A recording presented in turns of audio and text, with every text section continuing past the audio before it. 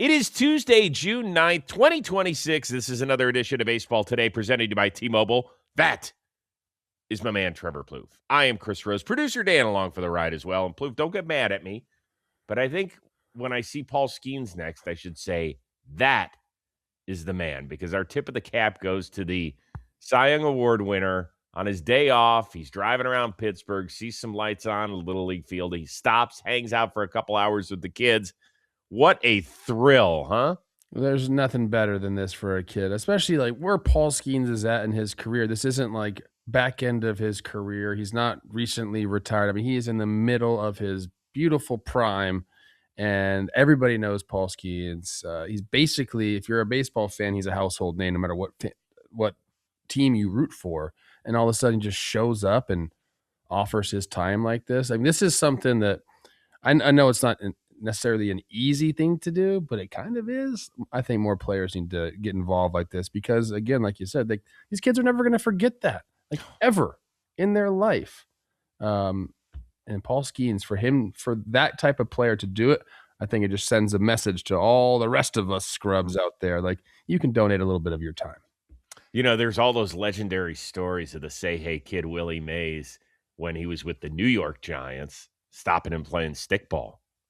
I mean, could you imagine that back in the day where Willie Mays is stopping by? And this is exactly that sort of journey here. It's awesome. It's so cool. No, that's one of the better tips of the cap we've given because, again, he, I think, is providing kind of the blueprint of what you should be acting like as a big leaguer. Let us know, actually, if you've ever had that story before where a big leaguer, could be in any sport. I'd love to hear it. If you ever had somebody stop by a game or whatever. He's not the first one. We saw it a couple of years ago. I forget who it was that stopped somewhere. And I hate that. That's what happens when you get over a certain age. You forget certain things like that. But we'll try and get it. Maybe Dan will try and figure it out during the show and pop it in our chat. We'll see. In the meantime, holy smokes. It was an abbreviated schedule on Monday. But, man, if you tuned in to the Brewers-A's game out in Las Vegas, you better have brought your scorecard. 3-0 pitch. A drive. Deep center field. It is out of here. What a bomb from William Contreras on 3-0. Hit in the air to right field. Back goes Perkins at the wall. It is gone. It is gone. A tie game. Unbelievable. Down to their final strike. Heim has tied it. It's 14-14. Got him! Ball game over. Chad Patrick and the Milwaukee Brewers outlast the A's here in Las Vegas, 15-14 in 12 innings. Yeah, the most bizarre game I've ever had in Major League Baseball in 11 years. Yeah, Pat, I think we all kind of feel that way. So the numbers, once again, 29 runs, 34 hits, I believe. Let me see here. 34 hits, 441 pitches thrown, 11 homers, 7 hit by the A's. Was it too much for the first big league game in 30 years out in Sin City? I mean, if this continues to happen, yeah, it might be a little too much. That thin air there, I guess. I thought about Williams Contreras. I mean, both catchers catching for that many pitches. What do you say, 441? Just sitting back there crouching. The 3-0 homer by him was amazing. We didn't even show the Nick Kurtz homer. So, you're talking about Aaron Ashby versus Nick Kurtz lefty-lefty matchup. That's like a premier, like kind of just stop what you're doing type of showdown there. And Kurtz comes through. I don't know. It was what a game. And I'm starting to think a little bit about what that ballpark's going to play like in Las Vegas. Well, let's keep in mind it is going to be a dome, and it's also going to be at 1,000 feet lower elevation. I was talking to Jenny Kavner last night because she was doing the post game for the A's. I was like, it looks insane. What's going on? Where's that park? Because I actually looked up the elevation on the strip. It's still 2,000 feet, and that's so that's where the new ballpark. It's going to be closer to that. This one I think is 13 miles from where, and another 1,000 feet higher. That's what she said. She said it was 3,000 feet elevation. That the home ballpark is going to be around 2,000. So she said they don't expect it to play anything like this. But all I can tell you is, man, the league might want to look at supplying extra bullpen help whenever the A's have a home series. It's going to be interesting. So, yeah, again, like as we're prepping for this show, I thought, okay, what factor does the dome play in, elevation or just, like the air density? And it doesn't play any factor in it. It just controls like, rain and temperature, but it's still going to carry whatever the elevation and the air density is outside will be the same in the dome unless you pressurize it, which they obviously won't, like an airplane. So the ball's going to be flying there, Chris. It was. Look, I wanted to watch a show last night with Michelle, and I said, the minute this game is over, I just have to finish up the show. And she was like, we're out. Thank God we didn't have something else on the agenda, if you know what I mean. Oh, hey. Poppy would have been pissed off. Instead, we just couldn't watch a show together. What? It's okay. Fireworks everywhere. Hey, let me ask you this. I remember the renderings coming out. Like they're not planning on like pushing these walls back. Like it's going to, I think it's a shorter outfield too. The dimensions are going to be the same as we saw last night in terms of distance. I don't know if the wall configuration is going to be the same, but they want it to mirror what this ballpark. They want, if it sounds like they want a show, like it's Vegas, they want homers. It's going to be interesting to see how they build their team. I mean, they've already signed so many of these guys to extensions, right? Rooker, T-Law, who unfortunately has had a miserable year. Soderstrom got his. The two guys who haven't, Jacob Wilson got his. Kurtz, obviously, whom you have to rope him in somehow. And Shea Langoliers, who's going to make the All-Star team and might even be the starting catcher. Who knows? So but it's all going to come down to arms. I mean, let's remember, they play 3 against Milwaukee, and then, folks, hammer that over this weekend because Colorado's coming to town. Colorado, seriously, the league should say, you know what? You can carry 3 extra pitchers, Rockies. Go ahead.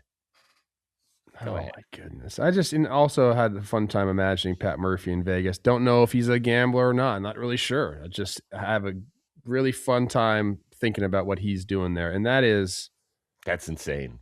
We're showing the renderings if you're audio only. So it's just covered. It's not a dome. You know how hot it's going to be there? Or is that enclosed? Okay. Is there is that glass right there? That better be glass. It has to be. It's probably like Miami. You know how past left field and center field, it's glass out there. It's just, this is very prominent. It better be, because that city gets ridiculously hot. It has to be enclosed, or they're not going to get people. This is, it's funny. Like, we're gonna go, man. Like, I'm gonna be calling games in Vegas. Hell yeah! Coming out to meet me. So think about it. I mean, and really, this is our question that we want people to comment on: is how excited and how likely would you be to go visit? Let's say your team has a road series for a weekend in Vegas. Aren't you going to go? And where the hell are the players gonna stay? At the Wynn? You know what? I'm gonna text somebody from the Brewers today and find out where they're staying. Well, I'm just thinking, there are stipulations for hotels, so you have to, it has to be a certain level of hotel, like nice. Well, you don't have a problem with that in Las Vegas. Excuse me? You don't have a problem like that in Las Vegas. You've got 5 stars all over. Well, that's what I'm saying is like, there's no like hotel that's not a casino, so like you're just gonna be in one of them things. That's not necessarily true. There's a handful. Yeah, there's a handful. There's some. Okay. We don't have to give people all this free pub unless they're going to put us up. And then I'll mention everyone by name. Put us up. Come on. How do you think Kyle Harrison felt last night? He had allowed 10 earned runs all year in his first 11 starts.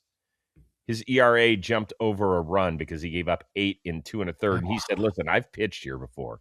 Remember, he was a Giants farmhand. So I get it. We understand it. But, man, you know what's going to happen? The A's are going to have to grossly overpay pitchers to come out there. They already have to do that. Yeah, but they've only paid one, and that's Luis Severino. I'll never forget that picture of him overlooking Sacramento. That's a classic. Dan, you got to find that picture. Just at some point in the show, just pop it on the screen for us. No, really though, like scale of 1 to 10, how excited are you for Major League Baseball to head to Vegas? I actually don't enjoy like games like that. Like if it's just going to be a bandbox and there's going to be homers and no lead is safe, like I don't really enjoy baseball like that. Every once in a while it's fine, but if that's like going to be a common theme, like we actually see it in Sacramento as well. Like there's a ton of big games there. I mean, I'm excited, dude. I think, anytime you get a new stadium, it's cool. I want to go check it out. The Golden Knights have done really, really well there in acquiring a fan base. I don't know about the Raiders. I know they draw well, but the Raiders? I don't know. Do they kill it there? Like, are they doing really well? Well, I think that it is a fun atmosphere for the road team fans to come in. And for the NFL, it's easy, right? Because it's 8 or 9 home games a year for the Raiders, and they stink right now, so they don't play a lot of Monday, Thursday games. Sundays, do you have the weekend? You go for the weekend. Right. You go for the weekend, and it's awesome. It's so easy. My family did it last year. They saw Shadur's first start for the Browns out in Vegas. And it's a great way to wrap up a weekend. You do that, you hop on your plane, you get out of town. Baseball, I think, is going to be really interesting. I think the weekday series are going to be tough. Like if you play there Monday, Tuesday, Wednesday, like the Brewers are, some people make the trip. I mean, obviously when it's June and when it's summertime, it's a lot easier. You plan a vacation. Kids are in school. It's not going to happen. But I'm okay with it. I still feel for the Oakland fan base. I will never, as somebody who has lost a professional sports team, I will always sympathize. So I feel a little guilty when I say that, yeah, I'm kind of intrigued by it. But yeah, 15, 14 games every night, count me out. Can't have it. Can't have it. I don't know. We'll see. Let us know. Did you enjoy it last night? Heim's home run, by the way, the game-tying home run, would not have been a home run in any park, including the A's Sacramento home. I thought it was going to get caught. Well, the Brewers said it's a pop-up. Yeah. That was their broadcast. I didn't see the metrics on it, but it was, yeah. Yeah, that was a tough one. That was a tough one. All right, this episode of Baseball Today, it is sponsored by T-Mobile. Whether you're on the go or at the ballpark, T-Mobile is built to keep you connected wherever the game takes you. With America's best network, your phone is going to work even in a crowded stadium. Now, anybody who's been to the big game knows the feeling. Team hits a walk-off. Everybody's trying to text, trying to post, trying to send videos at exactly the same time, and suddenly your phone will not load anything. Or when you're trying to stream the game, you're on the move, and the feed keeps buffering at the worst possible moment. It stinks. Now, those are the moments that matter to real baseball fans, and a drop signal shouldn't be the reason that you miss any of them. T-Mobile's network is built specifically to handle all of it. I'm talking packed stadiums, big moments, no problem. Find out how baseball hits different with T-Mobile at T-Mobile.com/MLB.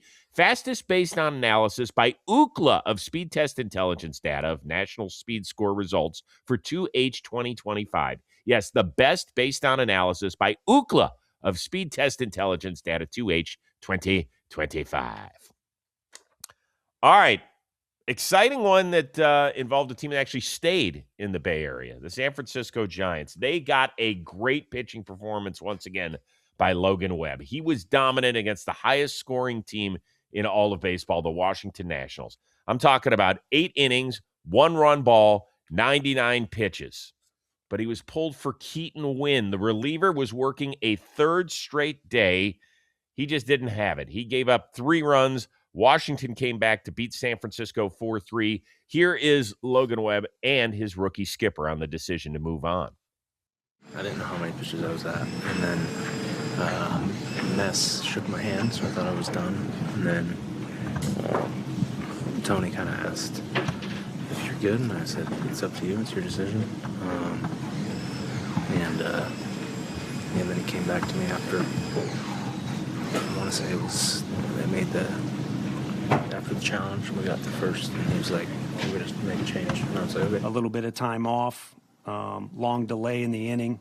Decided to go to the guy who's been late in the game for us. And obviously with Keaton, he's got, experience of it going his way and not going his way. Oof. Who's this on? Is this on Logan Webb for not saying, give me the damn ball a la Miz? Or is this on the rookie manager and his staff? Yeah, I mean, that's initially what I thought is your skip comes up to you and says, how you feeling? And you say, it's up to you. Usually you're like, all right, as a manager, okay, let's move it on. I don't think there was a ton of great options back in the bullpen for the Giants at the time. So I don't really blame this one on Vitello. I guarantee, or I don't guarantee, I'm assuming if Webb's like, I got this, man, he goes back out there. 99 pitches. He's a guy that this is what he does. He throws innings. At the end of that interview, he said, I'm good for whatever pitches.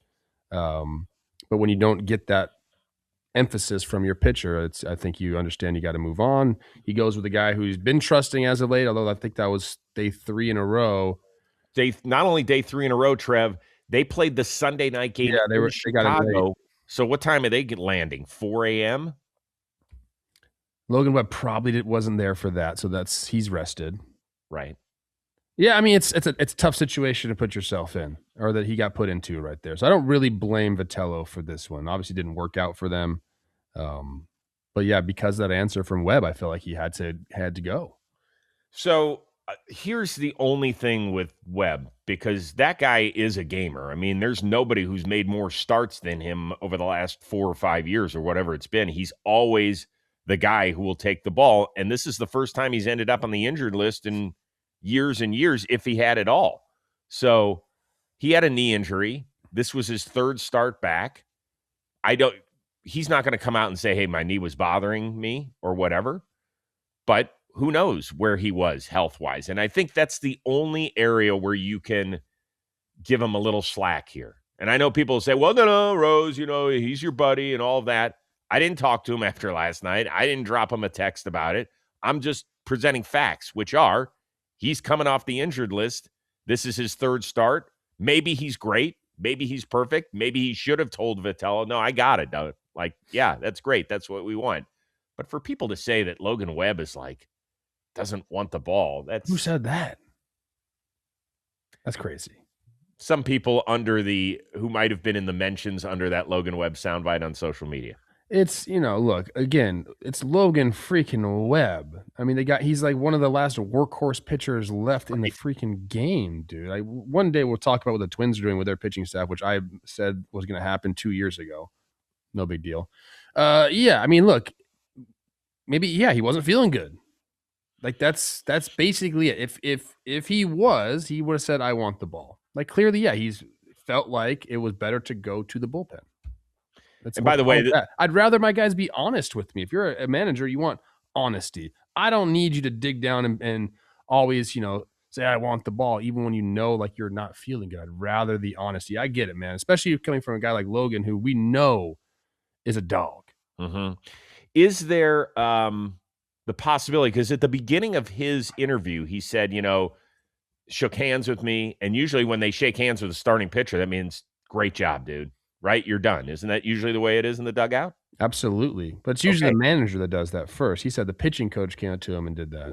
Right. But when your pitching coach does that, wouldn't you also take that as an indication? Oh, so you think he went down right there. Like his level of intensity went down. Okay, I'm done. And maybe yes. Now, my question to you is how hard would it be for him to ramp it back up when your manager then turns around and says, hey, you ready? It's an interesting point. I mean, I don't know. I do feel like that probably had some effect there. You get your hand, someone shakes your hand, you kind of all of a sudden, release whatever adrenaline you still got left and kind of settle down a little bit. I don't know how long it was between that conversation and Vitello coming, but look, this is just it's a tough situation to be put in. Again, Sunday Night Baseball, everyone's tired. The guy that you're confident with in the 9th as of late has gone 2 days in a row. It's a tough one. And look, you're facing the Nationals, who they can hit, man. Yeah, the Giants were really happy with the road trip they just went on.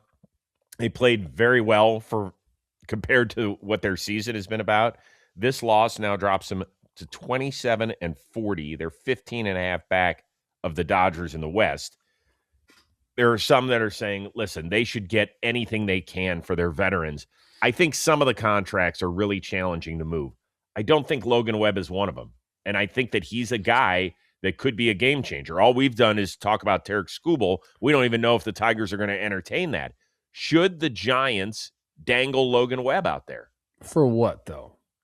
Like I just like with where they're at in the organization. You mentioned all the veteran contracts that they have and basically just signed. I mean, they brought on Rafael Devers. He's going to be there for a long time. You got Chapman, you got Adames, and then you have. I mean, their team is set up to compete. And taking your best starting pitcher off your team for I don't know what you're going to get back. I mean, maybe you get some major league ready talent or some prospects, but to me, it takes you out of that window taking Webb. And look, they haven't done anything. I understand that, but like this is the team they have out there. This is the team they're going to have to win with, and I think taking him out doesn't make any sense. He's still in his 20s, I think, until November. So 2 years after this, right? He's got 2 years after this, so he's basically got right now 2.5 years and almost $60 million guaranteed. Which for a guy of his stature that goes out there basically every 5 days. And if he goes though to a team that can play infield defense, he could be a game changer. So you could get a young, controllable pitcher to help you. Look, man, the Giants blew this shit when they did not fix their bullpen in the offseason. I'm sorry. I know this is going a different direction. I don't know how many more wins they'd have, maybe 4 or 5. They still would be severely under 500. They still would be distant in the wild card chase even. I'm looking to try and help them. Hey, Buster, I'm trying to help you, bro. They're stuck. Like they can't rebuild right now. They just can't. No. So they need to continue to push forward. And I think taking Logan Webb off your team is not the way to do that. Okay. It's. I know they just hired their hitting coach. Something has to change in my mind offensively in San Francisco. Like we got to figure out ways to get these guys banging again. Rafael Devers cannot have a 700 OPS. I know Chapman's been hitting the crap out of the ball lately. He's been playing really, really well. But you need that. You need those guys to go. You need Elliot Ramos to take the next step. You need all these guys. I know Jung-Hoo Lee's been great. Like, something needs to change. They just played the team that has turned around their offense in a freaking year. And they hired a new guy, and all he's been doing with like CJ Abrams is trying to increase bat speed, essentially. They sent him to a program. Like things have to change to me. Like you talk about the bullpen all you want. Like that's something that you can go out and acquire and you can get bullpen pieces. And some teams are really, really good at it, identifying talent out there and going.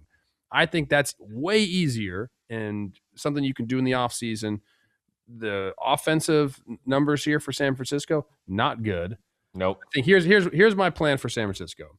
Figure out a way to get these guys to hit, whatever that may be. Increasing bat speed helps a ton. We all know that. The guy Hunter Mentz, who's their hitting coach, came from the Blue Jays. Like,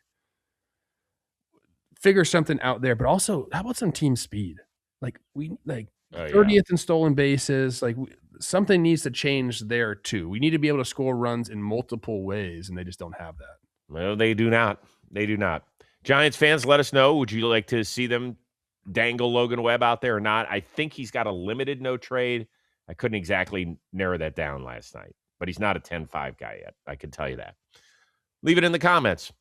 Today's episode, Baseball Today, it's sponsored by Gusto. Baseball Today means covering the game every single day. And behind the scenes, that means a team that needs to get paid, benefits that need managing, and HR questions that don't take off days. That's the part nobody really talks about, and it's where Gusto lends a helping hand. Gusto is online payroll and benefits software built for small businesses. It's all in one, it's remote friendly, and incredibly easy to use. So you can pay, hire, onboard, and support your team from anywhere. If you hit a tough HR situation, don't worry. Gusto gives you direct access to a certified HR expert who can actually help. Unlimited payroll runs for one monthly price. There's no hidden fees. There's no surprises. And guess what? It works in all 50 states. So try Gusto today at gusto.com/today. Get 3 months free when you run your first payroll. That is 3 months of free payroll. Gusto.com/today. One more time. Gusto.com/today. All right. Tampa Bay trying to get back to their winning ways, and the Rays weren't waiting around to do it. And there's a high shot off the bat of Yandy Diaz all the way to the wall. And that baby is gone. First pitch. And Diaz takes early deep. How about Yandy Diaz? Yeah, how about him? Is he one of the more underappreciated players in baseball? He is, and he just gets lumped into this like, oh, he's just a DH kind of thing. He doesn't play the field, so he's not going to get value from his defense or his speed or anything like that. But as far as like guys up to bat, yeah, man, like he's a guy that hits for average. He gets on base. He's got power. He uses the entire field. Like his spray charts, Chris, are beautiful, and he's been doing it since 2018, 17. Yeah. Like he's been around the block for your guards. And then obviously they traded him to Tampa, and he's been like one of the more steady bats in the league for quite some time. And yeah, I do think that we kind of forget about him and what he does. And I think that is because like the DH is just get less pub unless you're Yordan Alvarez. And even he, I feel like, is undervalued a little bit. But yes, Yandy, to answer your question, definitely one of the more underrated hitters in the game. Yeah, it's one of those trades I look back on as a Guardians fan, and it makes me shake because part of the reason they were willing to give up on him, they said, we don't think he's got the power. Well, yeah, he hit one homer in his less than 90 games in a Cleveland uniform. And what has he hit, 110 or 120 with Tampa Bay since then? So he's not a 30-homer guy. He's not a 40-homer guy, but he does have consistent pop, and he's like a 375 career on-base dude. Who wouldn't want that? Oh, by the way, also involved in that trade, it was a 3-team trade between Cleveland, Tampa Bay, and Seattle. Carlos Santana went back to Cleveland. Edwin Encarnacion went out to Seattle. And one guy who has really found his game is Jake Bauers. Oh, yeah. I think he homered last night out in the Las Vegas Bowl. He's been a terrific redemption story for the Milwaukee Brewers. But, yeah, Andy, I've always enjoyed watching him play. I always want to find out what got to the bottom of the fight between he and Randy out there in Tampa. Remember that? There's something that happened. Couple big boys. Yandy career 821 OPS, 374 OBP. Like, yes. And he's one of those guys, you hear this said, and sometimes I roll my eyes at it, but if he wanted to hit 30 homers, I feel like Yandy could hit 30 homers. Okay. It's interesting. I think he just enjoys hitting the way he hits, and why deviate from it? Why deviate from taking your knocks to the opposite field and every once in a while, pumping? He's got 12 this year already, Chris. Mm-hmm. Oh, that's a 30-homer pace. Yeah, man. Right on it. I love my Cubans, dude. In the meantime, the Sox, they fall 10 games under 500 with the loss. They're 4.5 out in the wild card. Despite the struggles, you got Tim Healy of the Boston Globe reporting that Craig Breslow is safe. He won't be fired. In fact, the club's hierarchy has not even discussed making a change, a source told Healy. Does that do anything for you? I always think it's hilarious how, like, the guys operating the teams, whether they're the president of baseball ops, the GMs, whoever it is, whoever's like putting the team together, they always will say, this is my roster. Like this is mine. But then they don't take any responsibility for the roster performing poorly. It's like, oh, Alex Cora, you're gone. Your whole coaching staff is gone. Oh, better fire that hitting coach. At what point do we look at Craig Breslow and be like, I don't know what's going on there? He's made some of the worst trades we've seen in recent memory, and they keep stacking up, Chris. And for he's a pitcher, smart guy. I mean, they completely missed on Kyle Harrison. You can go down the line and continue to go back, 3 or 4 years now of trades, and they haven't really hit on any of them, maybe except for Wilson Contreras. Yeah, that's been a good find. That's been a good find. That's about it, Chris. Yeah. So, like, at what point is he not safe? I don't know, man. Like, I'm not calling for anybody's job. I hate that, but some responsibilities, taking some responsibility would be nice. I don't know. Was there a report that he wasn't fine, and then that this came out, right? Isn't that what happened? I think there's been some muttering out there by some former Red Sox, including Theo Epstein, who, of course, was the architect of the team that snapped the skid of 86 years, and the World Series drought, and he said that they become too reliant on numbers, that the people behind the scenes are miserable. There's been a lot of talk about stuff, and that ownership's not happy. And so, look, I don't know if firing a president of baseball ops or whatever his label is there, he's definitely the architect of the Red Sox, mid-season is going to do a ton for you, but maybe it will. Maybe it will. Maybe you want him out before the draft. Maybe you want a fresh set of eyes. I don't know who you would get to call the shots on something like that, but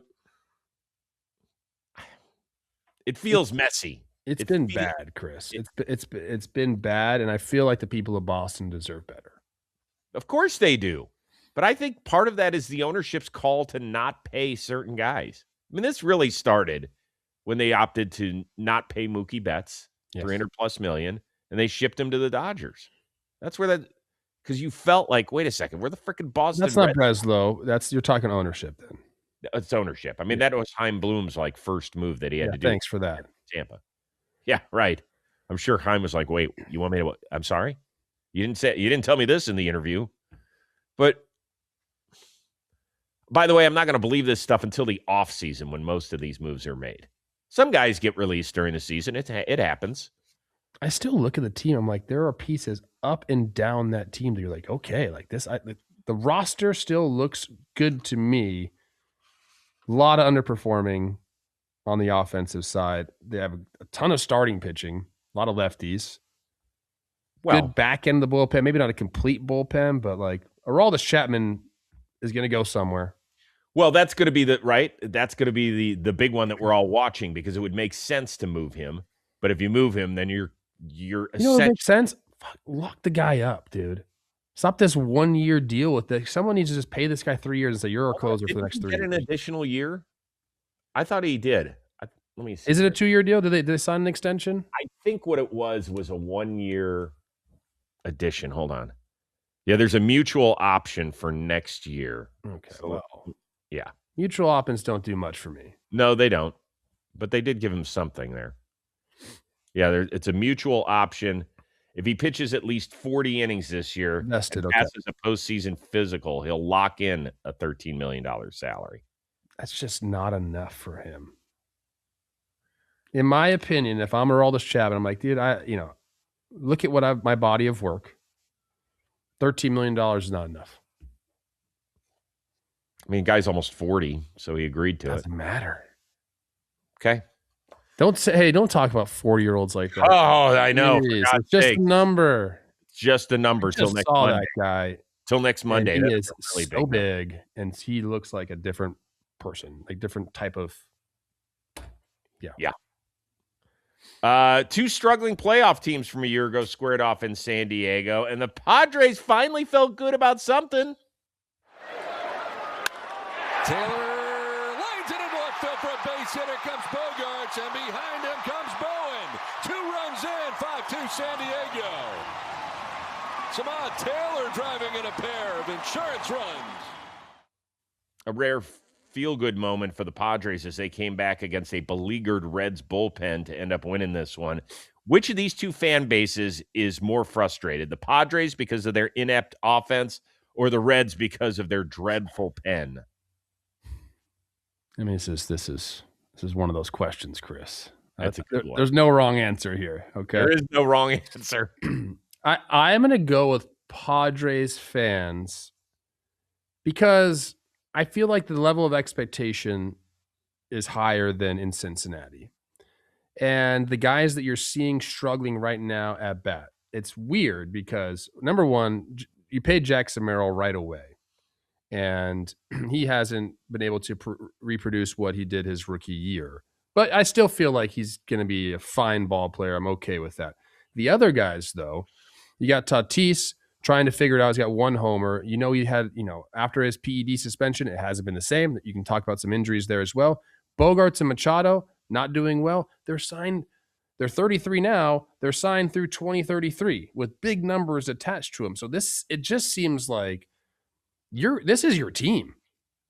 Unless you eat these contracts at some point, but it's big numbers. Like, this is your team, and I don't know where like the change is going to come in. You got this great bullpen, and that's about all you can hang your hat on right now. I think if I'm a Padres fan, I'm looking at this roster and saying, like, I don't know what's going to change over the next 3 or 4 years to get us over that hump. Like, unless these guys just all of a sudden become versions of their old self again, great. I feel like you're going to be on the cusp of the playoffs every single year, and kind of you're never going to get over the hump with this roster. I don't know how they change that. I don't either. And it must stink. So I'll let you talk about the Padres. I've watched the Reds bullpen too much. I don't know if I have it out for myself or what. But it doesn't matter which direction Terry Francona moves. It's the wrong one. And you can just follow any Reds fan on social media and see how livid they are with their manager. But in fairness, look at the walk rates of the guys that he has to hand the ball to out of the bullpen. Burke, 19 walks in 30 innings. Maul, 14 walks in 27 innings. Sentien, 13 walks in 24. Ashcraft, 16 in 27. Connor Phillips, 28 walks in 27 and 2/3. Folks, you've got no shot. None. If your bullpen is just going, just take first. Tito ought to just do this. When he brings in a new reliever, just do this. Save me the aggravation. Just hold up the 4 fingers and have somebody just go to first base. You cannot do that when you're playing as many close games. Now, the offense hasn't helped out as much. You know, they've screwed up with runners in scoring position, but we just talked about it with the Giants. And I know that Emilio Pagan was not good, and then he got hurt. He had a great year for them last year, and it would have been hard for him to duplicate it, but it just felt like they didn't do enough here, man. I feel for my Reds fans out there. Oh, yeah, these are two interesting teams because, again, you have a roster of names with the Padres, but aging names with how many? When is 2033? That's 7 years from now. Oh my gosh, Chris! And I love Machado. I think he's a great player. I don't know, man. Tough. Boy, he got grilled in our comments section yesterday when we talked about him with his and what he said. Interesting. Dude, it almost seemed like he was trolling a little bit, but I don't think he was. Yeah, that's possible. We can talk about that. I could talk about that all day long, like hitters and what the analytical era means for hitters. We'll talk about it right now if you want, just quick. Go ahead. As a hitter, I mean, look, the only things we're talking, and it's funny because people think analytics means just like stats, which it kind of does. But really, when you're talking about like a new age hitting philosophy, I think that kind of gets grouped into analytics. New age hitting philosophy is maximizing your like bat path and your angles and your bat speed. So you're really focusing on that, like the biomechanics of it, more than what's this guy got, what count am I looking forward in. You still have to have that, obviously. You still have to have an approach. But I think the new age era of hitting is more inclined to what also is a broad category of getting your A swing off. So at least having it, maximizing that. So bat speed is a huge thing. So you have to have it should really work together. Like, yes, do I want to be able to swing as hard as I can with an optimal bat path? Of course I want to be able to do that. Does that work in the cage a ton? Yes. When I get into the game, am I able to replicate that a ton? Sometimes, but it really depends on what the pitcher's throwing. So you have to have the game plan too. It's not as black and white as people make it seem. How long do you have to actually decide whether or not you're going to swing or not? What is the number? Oh, it's nothing. I mean, it's point something. Sometimes it feels like forever at the plate. Sometimes it doesn't. So, we make it sound like, well, if they just paid attention to the numbers, I can't imagine. Sheesh. It's not that And simple. that's what I'm saying. Like the new age training is how pitchers, they have such a head start on hitters right now. Yeah. Okay. All right, it's time right now for our Blasts of the Week. It's presented by Mountain Dew Baja Blast, where we'll take a look at the 420-foot plus home runs from this past week. Oh, let's see how many of them happen in Colorado, shall we? Oh, well, right out of the gate, Gary Sanchez, 446. Can still swing it. I love that he's still swinging it. Love me some Gary Sanchez. You know, he had to get behind the plate, I saw, for a little bit this week. That was interesting. Look at that. All right. He's always had a pretty swing. Yeah. Oh, yeah. Always. All right. Who's next? Oh, Yeah. Kurtz. Oh, finally we showed it. Okay. God dang. Now, that one would have been out of any stadium, 447. Like I said, think about that matchup, man. Aaron Ashby versus Nick Kurtz. That's big time. Look at this pitch. Boom. That is crazy.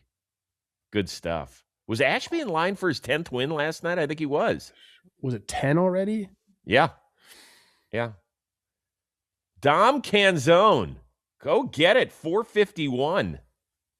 Yeah, that's the big boy territory out there in Detroit. Lefty going oppo like that, center oppo. Oof. That's real deal. Good Clevelander right there. That's nice. I mentioned him a little bit earlier in the show. Jake Bowers, 457. You know what? I'm happy that he's turned things around. He was always a really good athlete. I liked him. I'm happy he's found a home. Yeah, I had a discussion about him with the Twins assistant hitting coach. He was talking about a couple years ago, and they knew Jake Bauer was going to break out. Look at this. Oh, the Contreras one from last night, we're showing at 463, where he ended up on his tushy. That was quite a swing. 3-0. That's the hack you take on 3-0, people, right there. Dude, that's even better than the Adrian Beltre used to land on one knee, because this goes knee tush. He's tired, Chris. I get it. I was tired from watching that frickin' game. And remember, for this MLB season, keep a close eye on the 420-foot home runs. That'll unlock your free Baja Blasts. All right. There's a reason I'm wearing the Angels hat today. We'll get to the actual end of the game and the craziness that ensued at home plate in the 10th inning momentarily. But first, we could have done this as a tip of the cap, but it really needs its own topic to fully appreciate the return of Trey Mancini to a big league diamond. Right now back in the big leagues. It's this one on the ground. That's another hit. Mancini's 2 for 2. Boom and boom. Yes. Oh, what a story. You can't help but to love this right here. That's right, Gooby. I did love it. 3 hits on the night, drove in a run. This is a guy who hadn't played a major league game since 2023, if you forgot about his journey. He got colon cancer in 2020, missed time, obviously, came back, won comeback player of the year, was traded to the Astros during their World Series run, didn't have a great run with the Astros, but did get a ring, then missed a season, went to the Arizona organization, played the entire year in the minor leagues, and is now back in the major leagues with the Angels. And it is, if you've ever talked to him, great guy, sunny disposition, has worked so hard to get back to where he is. And it's just let's all take a moment and enjoy what, in my opinion, is the most important story to come out of Monday. Yeah, I mean, talk about a grinder and always been a great hitter, career 776 OPS, boom, boom. He's got a pretty swing, different, but pretty. And you're right. Just, I don't know. At that point, when you get to a point where you've been in the big leagues long enough, and then all of a sudden you got to start slumming it in 3A, it's tough, man. Makes you think a lot. You better love the game to be able to do that. And clearly he did. Now he's back up. Hopefully he continues and gets a nice little run here. It'd be nice. I believe I heard a stat, and correct me if I'm wrong, but it had been more than 1,000 days between big league games for him. He's the first guy to get 3 hits in his return when being off for more than 1,000 days since Deion Sanders did it. So, pretty good. Yeah, nice guy too. Really nice guy. Yep. As far as the game, the Angels had it yet again, and their bullpen blew it. So the Astros came back, forced extra innings. And then in the 10th, Altuve was the runner at second. He moves to third. There's a pop-up, and it's behind second base. So you think, all right, this will be the second out. The Angels could get out of this thing. Madrigal catches it about 10 feet on the grass. Altuve tags and is finished. Ball takes a skip past O'Hoppe. He scores. Bottom of the frame, the Angels have Trout as the runner on second. There's a ball hit to the outfield. Bryce Matthews with an amazing throw. Colin Price, who got his first major league hit earlier in the game with a sensational tag that's not blocking the plate because the throw took him there. Trout is finished. Which of those two plays at the plate in the 10th inning caught your eye more? The throw and the tag right there to me. Altuve's done that before. It's like him and Fernando Tatis Jr. are the guys who will tag up to the infield, basically daring a guy to make a throw or like, hey, if you can get me, you can get me. But he was gunned out for if there was a decent throw. But this here, the throw and the catch here, textbook. Dan, go back to the back angle of it or just let it play here a little bit. You just see him do exactly what you're supposed to do. A glove on the ground when the hop comes in, and then a little back angle, loose wrist, catch, perfect. Everything here is so awesome. And then to think, first big league hit, and this is Mike Trout coming your way. And all that's going through your mind when this play is happening. And to make the catch and throw like that, awesome. Love it. Sorry. By the way, I listened to Altuve after the game. He goes, probably wasn't a very smart play. Yeah, he was. Yeah, maybe 6 or 7 years ago. All right, I got to ask you a question because everybody's killing O'Hoppe for this. That he's got to make that play. How tough a short hop is this for a catcher? I got to see it. I mean, look, where does that bounce? On the dirt. Yeah, so he went back. He tried to take a long hop here. If you have enough time like he did, you just go out and get that ball, short hop it, and then come back for the tag. You see him, he'll back up. Watch. Oh, yeah. Uh-huh. He's trying to create the long hop. So he's, doing what you're supposed to do, try to create the hop. But I don't think he realized that how deep that was going to hit. He can go out to the cut there, get that ball, and get back. I mean, maybe he thought he didn't have time to do that. And he was trying to stay on the base, and basically, when he did that, created a mid hop, and those are tough. So you're saying he should have short O'Hopped it? Yeah, you create the hop, long hop, short hop is what you want. Now that I look back, I don't know if he could have gotten up there and then gotten back for Altuve. It's very difficult to think that as a catcher. So he was trying to stay around the base as much as possible, but in doing that, he just created an in between hop, and those are. With a catcher's glove especially, those are incredibly tough to field. Tough one. All right, full slate of games tonight. Some interesting action out there on the diamond. We cannot wait for it all. And we'll be back to break it on down in about 24 hours or so. So for our one-of-a-kind producer, Dan Rourke, the uber-talented Trevor Plouffe, I am Chris Rose. We will see you Wednesday here on Baseball Today, presented to you by T-Mobile.